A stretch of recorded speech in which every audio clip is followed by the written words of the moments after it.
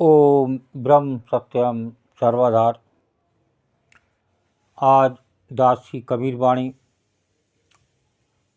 9 दुर्गे चल रहे हैं और आज पहला व्रत था, कल दूसरा व्रत है।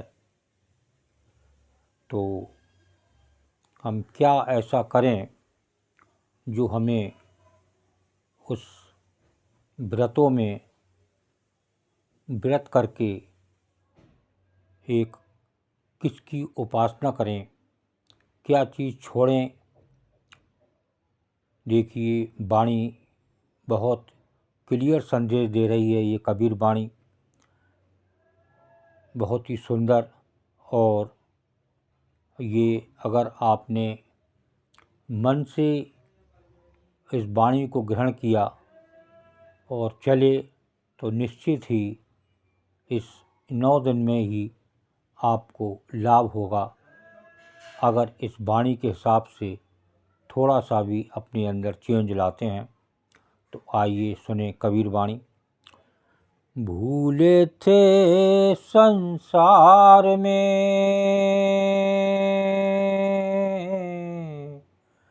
भूले थे संसार में, माया के संग आ,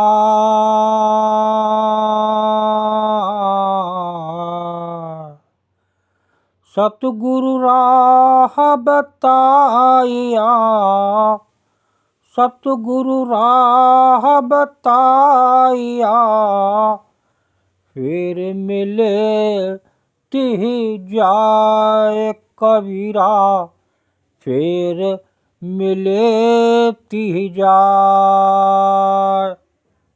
भूले थे संसार में, माया के संग आए, सतगुरु राह बताइया, फिर मिले तिह जाए। तो देखिए, आज हम इस संसार में माया के आगे सब कुछ भूल चुके हैं। यहाँ तक जो ये शरीर को चलाने वाला वो प्रभु है, जो जिसने हमें ये जान दी है, और उस जान से ये शरीर चल रहा है। वो है आत्मा। जो आत्मा इस शरीर में है वो हमें एक जान देती है, वही प्रभु है। लेकिन हम इस संसार में माया के चक्कर में फंसकर सब कुछ भूले बैठे हैं। उसी पर यहाँ संत कबीरदास जी समझाने की कोशिश कर रहे हैं अपनी वाणी के माध्यम से कि इस माया के चक्र से जब तक आप छूटेंगे नहीं, जब तक आपको किसी पूजा से लाभ होने वाला नहीं। इस 9 दिन में आप माया से थोड़ा सा बचें, और जो माया हो वो गरीबों में दान करें, गरीबों को भोजन कराएं।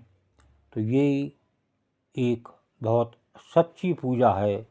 और झूठ ना बोलें। आज बात बात पर झूठ बोलने में आता है, कहीं हमारा फ़ायदा होता है तो हम झूठ बोल देते हैं। तो देखिए, वाणी थी, भूले ते संसार में, माया के संग आए, सतगुरु राह बताइया, फिर मिले तह जाए। हम तो इस माया मोहनी के कुसंग में फंसकर इस संसार में सब कुछ विस्मृत कर चुके थे। सत्य असत्य और उचित अनुचित का भी हमें कोई ज्ञान नहीं। क्या सत्य है, क्या असत्य है, क्या उचित है, क्या अनुचित है। बस माया आनी चाहिए, कुछ भी हो जाए, चाहे कुछ मिलावट से आए, चाहे झूठ बोल कर आए। उस माया के चक्कर में सवेरे से उठने के बाद रात तक कोई समय नहीं है।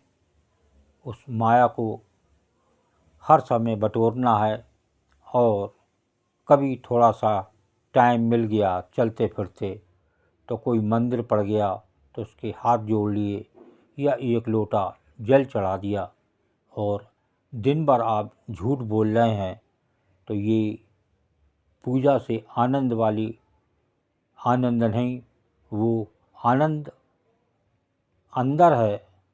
और हम यात्रा कर रहे हैं बाहर की, जब तक हम अंदर की यात्रा पर ध्यान नहीं देंगे, अंदर नहीं जाएंगे कि मैं कौन हूँ, कहाँ से आया हूँ, कहाँ से आया कहाँ नर जाए, कौन तेरो मुकाम, मंगत सार विचारना मानुष जन्म का काम। मैं कौन हूँ, कहाँ से आया हूँ, कभी हमने ये जानने की कोशिश नहीं की। बस ये जानने की कोशिश की हर परिवार में कि बस माया किस तरीके से आए, और माँ बाप भी अपने बच्चों में देखते हैं कि साहब पढ़ लिख के वो अच्छी पदवी हासिल करे और माया बटोरने में लगे, तो वो माया आनी चाहिए, भले ही भगवान का नाम लिया जाए या नहीं लिया जाए, या समय बचा थोड़ी बहुत तो चलते फिरते हाथ जोड़ लिए या 1-2 मिनट वही एक लोटा जल चढ़ा लिया, सूर्य देवता को हाथ जोड़ लिए, तो ये पूजा से असली आनंद नहीं है। वो असली आनंद अंदर है। वो आत्म तत्व क्या है, ये शरीर क्या है, ये आत्मा क्या है, परमात्मा क्या है, मैं कौन हूँ, कहाँ से आया हूँ। लेकिन ये जानने के लिए हम दिन भर जब माया से ही जुड़े रहेंगे तो हमारा भला होने वाला नहीं। जब तक हम माया पर कुछ कंट्रोल नहीं करेंगे और उसको दीन गरीबी में नहीं बांटेंगे, जब तक हमारा और मन से उस आत्म तत्व को पूजा करें जो आत्मा है। भगवान श्री कृष्ण ने भी अर्जुन से कहा था कि ये जो आत्मा है मैं इसी में निवास करता हूँ। ये भगवत गीता का कथन है, ये कोई दास का कथन नहीं है।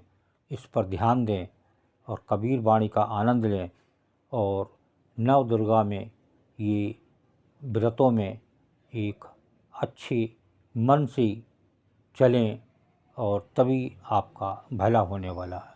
ओम ब्रह्म सत्यम सर्वदा।